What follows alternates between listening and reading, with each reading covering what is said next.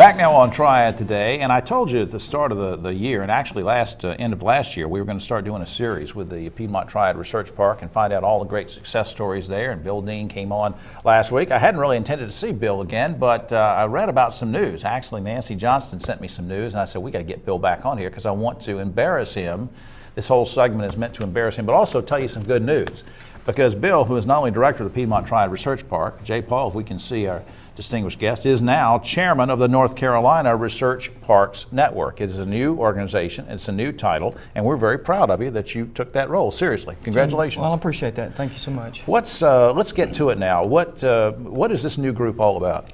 The North Carolina Research Parks Network is a newly formed organization of research parks across North Carolina. And it's sponsored and supported by the Research Triangle Park Foundation.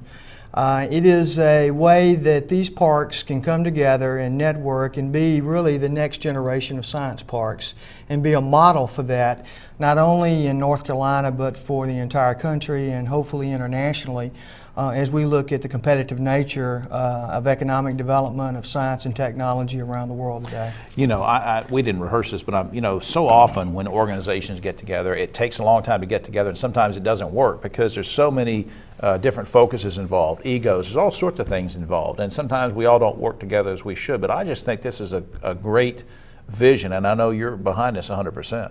Absolutely. Rick Weddle, the CEO of the Research Triangle Park Foundation, and I met a couple of years ago, and we talked about North Carolina's competitiveness in science and technology, which really led, and I've got to congratulate the Research Triangle Park Foundation and their board of directors for being visionary and leaders to see that collaborative networks and bringing all of our intellectual capital together as a focus for North Carolina's future was a very good thing to do. What are some of the current activities that are taking place that you guys are into? Well, right now we're looking at a planning process. We've had studies done this past year and had them done through the Research Triangle Park where they had the IBM Consulting Group and a California-based group looking at the future of science and technology and to see if our vision was aligning to the international marketplace, and it happened to be.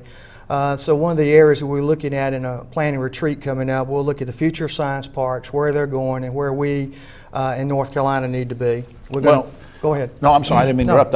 I'm really interested about this. Now, we don't have to give every single name, but these places, these parks that are part of the network are spread out all over the state, Absolutely, right? Yeah. From where to where? Well, they're spread from the mountains all the way to the sea and everywhere in between, but it's still open. It remains open. This is not an exclusive network by any means. What we're trying to do is focus on clusters of science and technology, bring that to the forefront to our state, and give the state a competitive reason in its economic ventures to compete on a global basis.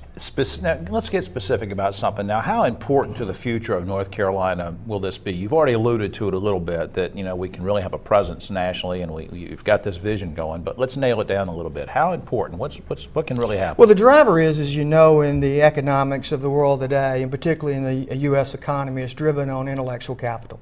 And North Carolina has an abundance of intellectual capital in its academic universities and its private sectors of companies that operate here. And if you bring all that together as a force, then the state itself can take all its resources and bring that to light for competitive reasons, for economic, new growth, new jobs, new emerging companies that are coming out that are really changing the way we're doing things in the world today. Yeah, and we've really been hard hit. I don't have to tell you, and folks, you just have to look at the headlines. North Carolina is like, what, 5th or 6th in unemployment in the nation. The trade agreements and such that I rail about on the show have really killed us. We've lost a lot of jobs.